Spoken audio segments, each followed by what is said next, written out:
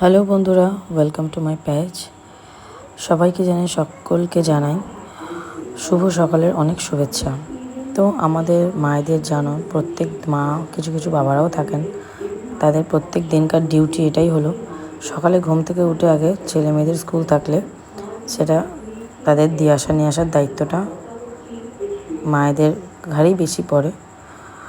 তো যাই হোক, মেয়েকে স্কুল দিয়ে এখানে তার পাশে একটি গঙ্গার ঘাট আছে, যেখানে আমি রোজই যাই 15 মিনিট কি আধ ঘন্টার জন্য, নিজের জন্য একটু সময় দেওয়ার জন্য। তো রীতিমতো সেদিনকে গেছিলাম, আর এখানে দেখো কতই যে বললাম, কত মায়েরা বসে আছে, এসে তাদের সুখ দুঃখের গল্প, যাই হোক তাদের নিজেদের মধ্যে আর কথোপকথন হচ্ছে।